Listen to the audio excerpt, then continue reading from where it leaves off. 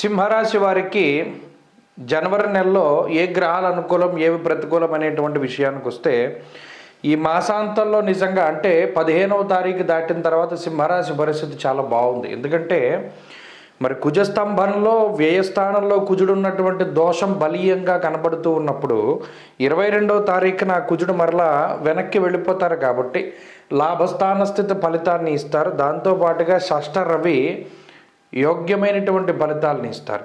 దాంతోపాటు బుధుని యొక్క ఫలితం కూడా చాలా బాగుంది. గురుడు తాలూకు స్థితిగతులు బాగున్నాయి. అంటే దాదాపుగా 4 నుండి 5 గ్రహాల తాలూకు అనుకూలతలు ఈ సింహరాశి వారికి ఉన్నది.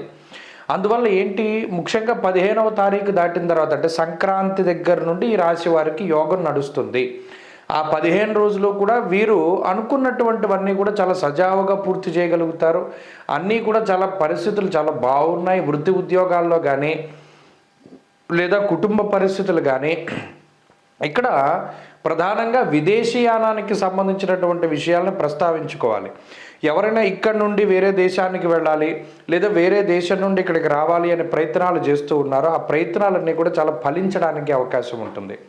అంతేకాకుండా ఆర్థిక సంబంధమైనటువంటి ప్రగతి, భూ క్రయ విక్రయాలు, ఇళ్ళు స్థలాలు పొలాలు వీటి అమ్మకాలు కొనుగోలు కానీ ల్యాండ్ డిస్ప్యూట్స్ కానీ లేదా కోర్టు కేసులు కానీ లేదా ఏదైనా ఈ వివాహానికి సంబంధించినటువంటి ఏదైనా కోర్టు డిస్ప్యూట్స్ కానీ ఇవి ఉన్నట్టయితే వాటి నుండి చాలా తొందరగా బయటపడడానికి కూడా ఈ గ్రహస్థితి ఉపయోగపడుతుంది.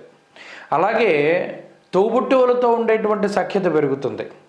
సంతానానికి ఉండేటువంటి సమస్యలు తగ్గుతాయి. ఇలా ఈ వారం లేదా ఈ 15వ తారీఖు దగ్గర నుండి 2 వారాలు ఉన్నటువంటి గ్రహస్థితి అంతా కూడా ఈ సింహరాశి వారికి చాలా బాగున్నది.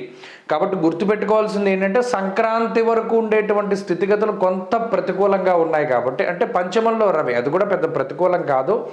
వ్యయకుజుడు పంచమ రవి ఉన్నటువంటి స్థితి ఏమవుతుంది అంటే కొంత అనాలోచితమైనటువంటి నిర్ణయాలు, ఆవేశపూరితమైనటువంటి నిర్ణయాలు తీసుకోవడానికి అవకాశం ఉంటుంది. అదొకటి చిన్న సమస్య. అందువల్ల ఆ విషయాన్ని ఒకటిని దృష్టిలో పెట్టుకుని దాన్ని ఓవర్కమ్ చేయగలిగితే సింహరాశి వారికి చాలా అద్భుతంగా ఉంటుంది.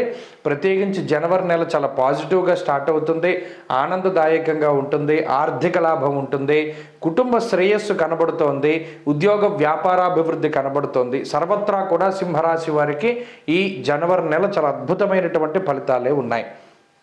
అయితే ఇందులో కూడా కొన్ని గ్రహాలు ప్రత్యేకించి సప్తమంలో శని శుక్రులు వీరేం అనుకూలమైన గ్రహాలు కాదు. అష్టమంలో ఉండేటువంటి రాహు ఇది కూడా పెద్ద అనుకూలమైన గ్రహం కాదు. అయినప్పటికీ కూడా ఈ అష్టమ రాహు దోషాన్ని లేదా శని శుక్రులు ఇచ్చేటువంటి కొంత ఇబ్బందికరమైనటువంటి పరిస్థితిని దాటడానికి ఛాన్స్ ఉంది. లాభ లేదు భాగ్యస్థాన స్థిత ఫలితాన్ని ఇస్తూ ఉన్నటువంటి గురువు, పంచమ బుధుడు ఈ గ్రహాల తాలూకుల వల్ల కొంత వ్యతిరేకమైన గ్రహస్థితిని కూడా దాటవచ్చు. కాబట్టి ఈ నెలంతా కూడా చాలా పాజిటివ్గానే ఉన్నది. ఏదైనా సరే కొత్త నిర్ణయాలు తీసుకోవాలి అన్నా, వ్యాపారాలు ప్రారంభించాలి అన్నా లేదా ఇంకే పని చేయాలన్నా చాలా ధైర్యంగా ముందుకెళ్ళచ్చు. ఉద్యోగ మార్పు దగ్గర నుండి అన్నిటికీ కూడా చాలా పాజిటివ్గా ఈ నెల సింహరాశి వారికి కనబడుతూ ఉన్నది. అయితే ఒకటి ఏంటంటే రాహు వల్ల నరాలకి సంబంధించినటువంటి ఇబ్బందులు వస్తాయి. ప్రత్యేకించి ఈ మాసంలో ఏదైనా అనారోగ్య సమస్య వచ్చింది అంటే అది వెయిట్ గెయిన్ అవుతూ ఉండడం వల్ల లేదా నరాలకి సంబంధించినటువంటి సమస్యలు ఇవి కొంత ఇబ్బంది పెడుతూ ఉంటాయి. అంటే తలకాయ పోటు, మైగ్రేను, తల తిరగడం ఇటువంటివి కొంత ఎక్కువగా ఉంటాయి.